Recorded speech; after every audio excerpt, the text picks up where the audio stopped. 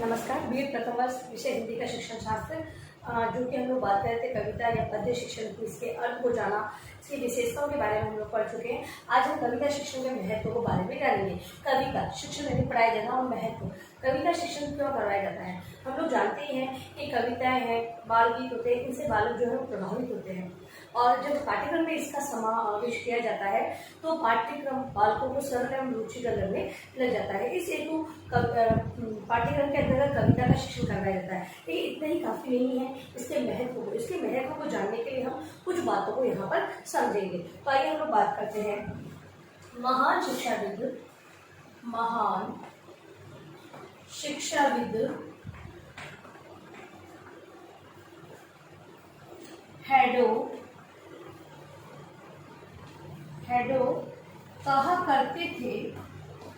कहा करते थे कि इनका क्या कथन है, वो है कविता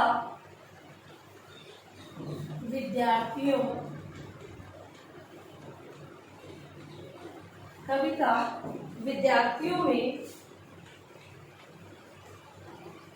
सौंदर्य भावना पैदा करती है। जो महान शिक्षाविद हेडो है, उनका कहना है कि कविता है वो विद्यार्थियों के अंतर्गत सौंदर्य की भावना पैदा करती है। छात्र अपने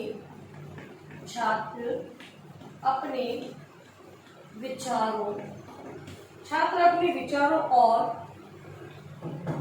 कार्यों में ध्वनि और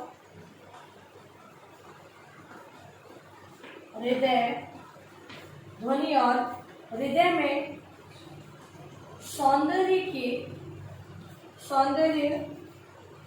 की और स्वाभाविक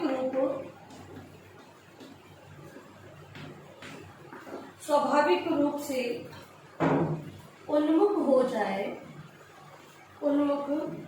हो जाए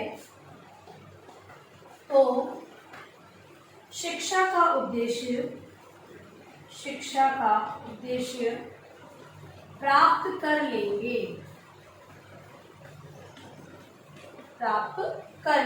कविता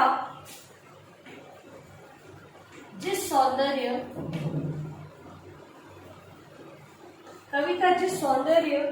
की अनुभूति कराती है, उस सौंदर्य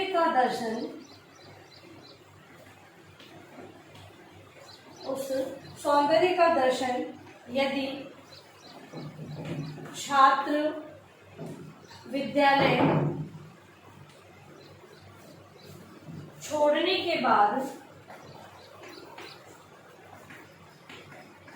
के बाद भी कर सकते हैं तो शिक्षा का उद्देश्य पूरा हो जाएगा। देखिए, अब पहले महत्व को हम लोग समझेंगे कि महत्व क्या बताया गया है। तो इसके अंदर महत्व के बारे में ये बताया कि कविता का जो सौंदर्य होता है उसको जानना, भावों विचारों को अपने हृदय तक पहुंचाना। अगर विद्यार्थी है वो इस उद्देश्य को प्राप्त कर लेता है तो वो विद्यालय छोड़ने के बाद भी कहीं भी अगर कविता होगी तो उसको उसके भावों और उसका सौंदर्य उसको जान सकेगा। तो जो शिक्षा का हमारा उद्देश्य था कि विद्यार्थियों के अंदर कविता के प्रति सौंदर्य या भावानुभूति उत्पन्न करना, वो हमारा पूरा हो जाएगा। कहने का तात्पर्य ये है, कविता को केवल पाठ की तरफ पढ़कर समस्या प्रश्नों को उत्तर देकर पास होना नहीं। कविता है क्या, उसमें क्या दिया गया हो, उसमें किस प्रकार के भाव और सौंदर्य को अपनाया गया है, ऐसी सारी चीजों को जानने के बाद ही हम कविता का शिक्षण का जो उद्देश्य उसको प्राप्त कर सकते हैं। तो कविता का जो शिक्षण का महत्व यही है कि विद्यालय छोड़ने के बाद भी विद्यार्थी अगर कोई कविता पढ़ते हैं तो उसका सौंदर्य वो जान सके, तब उद्देश्य पूरा होता है। अगला है कविता छात्रों की भावनाओं, कविता छात्रों की भावनाओं का परिष्करण करती है, परिष्करण करती है, उनमें शक्ति और साहस, शक्ति और साहस के भाव पैदा कर उनको उत्तम और आकृष्ट बनाती है, आकर्षक बनाती है। वे दीन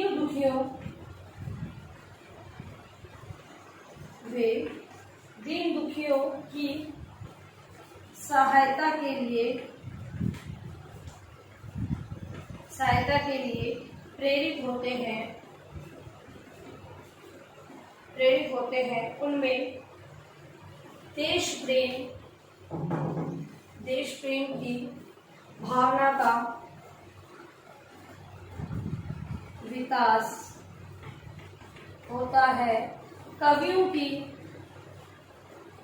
शुक्तियों उनके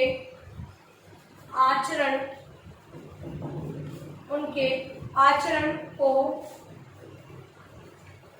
सुधारती है। अतः कविता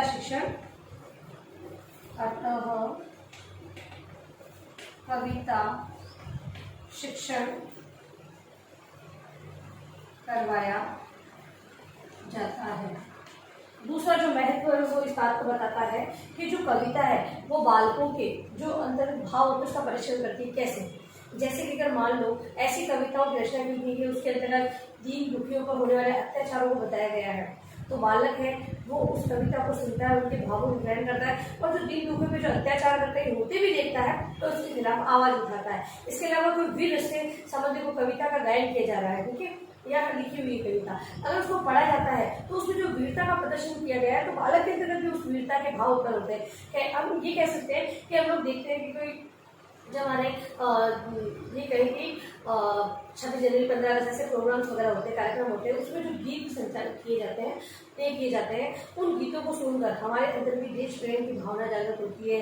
कुछ समय के लिए हमें ऐसा अनुभव होता है कि हम भी देश के लिए कुछ करें, तो ये सारी भावनाएं उस गीत के माध्यम से आ रही है। तो कविता का काम भी वही है कि बालकों के अंदर भी जो भाव होते हैं उनको परिष्कृत करते हुए उन्हें आगे बढ़ाना तथा जो जिस बालक में भाई अगर कोई मान लो ऐसी जो अत्याचार से संबंधित कविता है उसके प्रति अगर मान लो किसी की नजर जग जाती है तो वो उस प्रकार के कार्य करने लग जाता है। कोई देश प्रेम से संबंधित और जो कविताएं होती है उनको श्रवण करते हुए उसको ग्रहण करता है तथा उनमें उस भावना का जागरण हो जाता है। तो इस प्रकार से हम कह सकते हैं कि इस महत्व को ध्यान में रखते हुए कविता शिक्षण करवाया जाता है। फिर है अगला है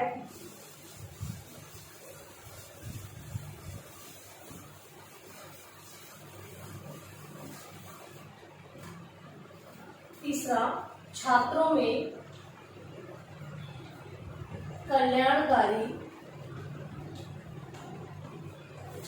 कल्याणकारी भावनाएं विकसित हो,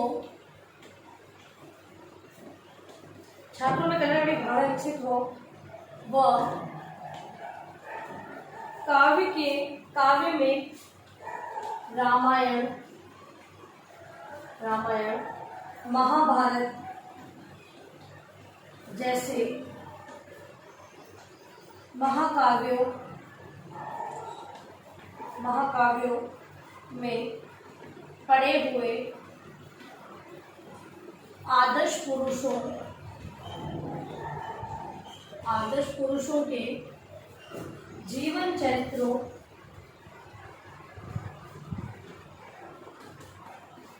चरित्रों से जीवन भर मार्गदर्शन लेते रहे।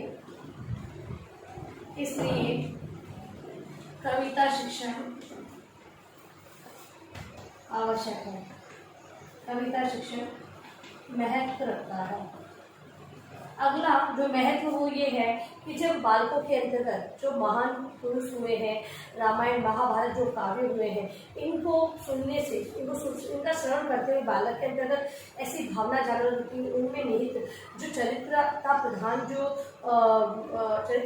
जो हुए हैं, इसके अंतर्गत की रामायण महाभारत के अंतर्गत राम है, महाभारत के अंदर हम कृष्ण भगवान को देखते हैं, श्री कृष्ण को देखते हैं, तो इनके चरित्र से संबंधित जो विशेषता है और भी बहुत सारे हैं उसके अंतर्गत, जिनके चरित्र का जो आदर्श रूप है बालक है वो अपने जीवन में अपनाते हैं और उसी आदर्श रूप को आगे बढ़ाते हैं। इसके अलावा चौथा है जीवन एक कला है, जीवन एक कला है, उसको कलात्मक बनाने के लिए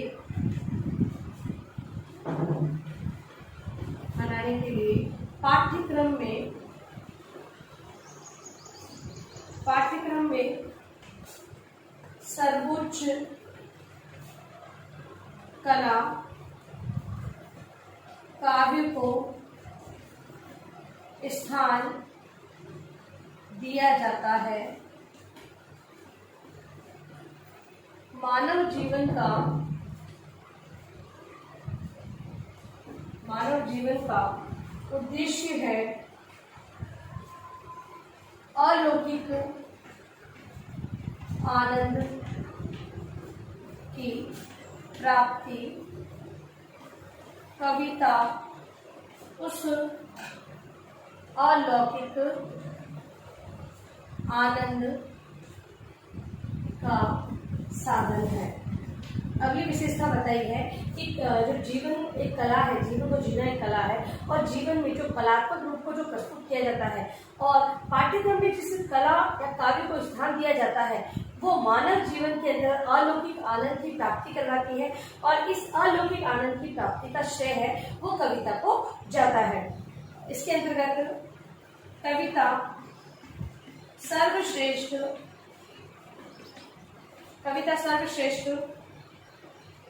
कला इसलिए है कि उसमें मूर्त आधार बहुत कम लिया जाता है। हम देखते हैं कविता में मूर्त रूप किसी भी प्रकार का नहीं होता है, वहां पर शब्दों और भावों के आधार पर अभिव्यक्ति की जाती है। कहता है कविता ललित कलाओं में सर्वोत्तम कला है जो हमको निरंतर आनंद देने वाली है। ठीक है, और कविता को ललित कलाओं में सबसे सर्वश्रेष्ठ माना गया है क्योंकि ये हमें निरंतर आनंद देने वाली है। देखिए, एक तो आपको पाठ पढ़ने के लिए कहा जाए और दूसरा कविता पढ़ने के लिए। इतनी बातें कोई भी व्यक्ति कविता पढ़ना अच्छा लगेगा। क्यों? क्योंकि कविता से जो आनंद की प्राप्ति होती है वो किसी पाठ को पढ़ने से प्राप्त नहीं होता है। मतलब कि कहने का मतलब कविता है वो, अगर जैसे कि हम लोग कई कहानी वगैरह बोल रहे हैं तो कहानियों में तो वो रुचि होती है, हाव भाव दिए होते हैं, लेकिन जो कविता है वो अपना अलग ही स्थान रखती है। कविता से जो एक कला है कि किसी भी व्यक्ति के मन में जो भाव है या फिर उसके जीवन से संबंधित जुड़ी हुई जो घटनाएं हैं उसका वर्णन भी हम कविता के माध्यम से कर सकते हैं। उस पर हुए जो अत्याचार है या फिर किसी से संबंधित देश प्रेम से संबंधित है, कोई त्यौहार से संबंधित है, कई किसी भी विषय से संबंधित कविताओं को लेखन करते हुए हम विषय वस्तु को और सरल और रुचिकर बना सकते हैं। तो इस प्रकार से कविता शिक्षण है उसका बहुत ही महत्व है, इसे हेतु पाठ्यक्रम में कविताओं का समावेश किया जाता है। अब देखिए गृहकार्य प्रश्न आपका।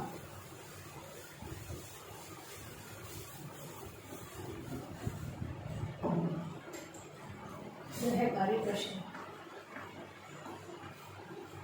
कविता शिक्षण के महत्व को समझाइए।